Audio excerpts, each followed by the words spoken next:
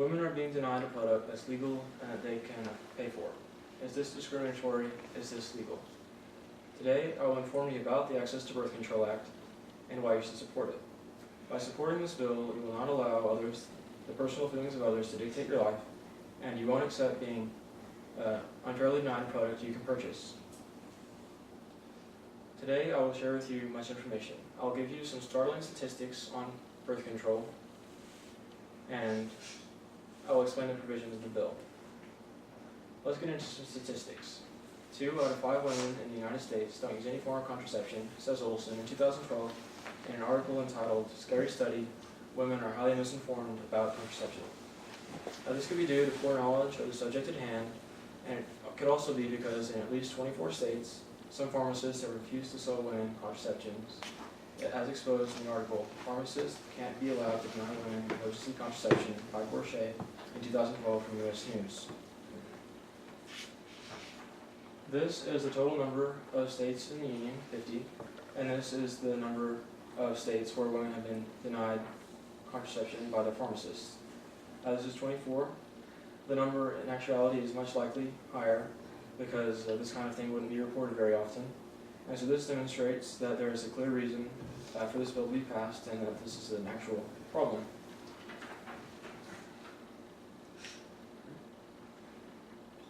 Of the 2 in 5 women, almost 2/3 believe they aren't at risk of becoming pregnant, according to an article in the Huffington Post by Gray titled "Birth Control Study, Over 2 in 5 Women in the United States Don't Use Contraception," published in 2012. This could be because of possible fertility issues, and they also may not be in a relationship at the time. 43% of women who have been pregnant have had at least one unintentional pregnancy. Only 47%, this is another sign of poor education and possible intimidation.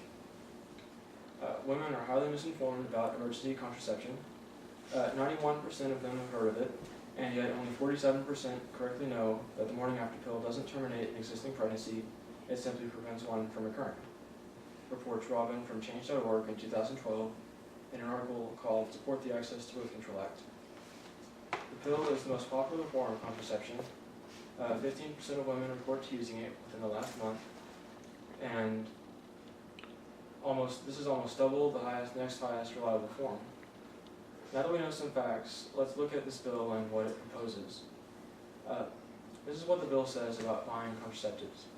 If the pharmacy has the required contraceptive in stock, it's to be provided to the customer without delay, so that no more are like the woman in Albuquerque, New Mexico, in the article in "Woman Denied Birth Control Prescription Refill" from KOET 7 News in 2012 by Velasquez.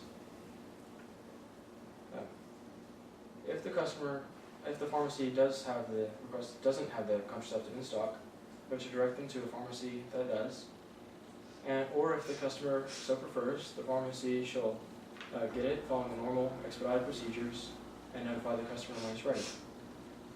And this is all provided, of course, if the pharmacy actually stocks contraceptives.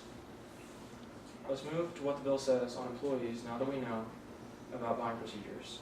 This is what the bill says.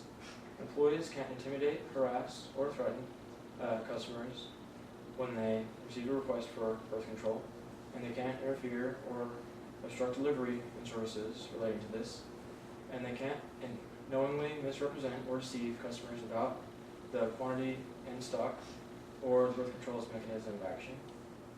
They can't breach medical confidentiality or threaten to, and they can't refuse to return a valid lawful prescription on customer's request. Now we've seen when it's illegal to refuse to sell contraceptives. Let's look at the circumstances that make it legal. If the customer doesn't have a prescription, it would be perfectly legal.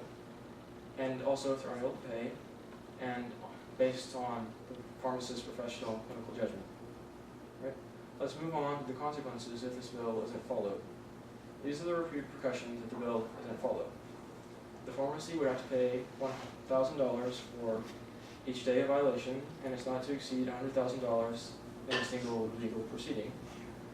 The complaint would have to be filed within 5 years of the incident, and the customer may seek appropriate relief, including actual and punitive damages, injunctive relief, and a reasonable attorney's fee and cost.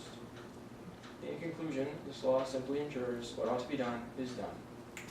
Today I've shared much. I've given you some statistics on birth control that may have surprised you, and I've gone over the provisions of this bill.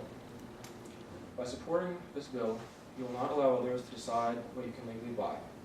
I urge you to sign the petition at change.org at www.change.org/petitions/support the Access to Birth Control Act, the number 2, to pass this law. Thank you.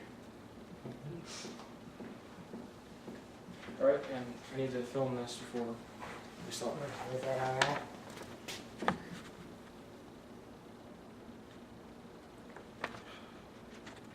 Show it a little bit better. What's the name of the bill? The Access to Birth Control Act.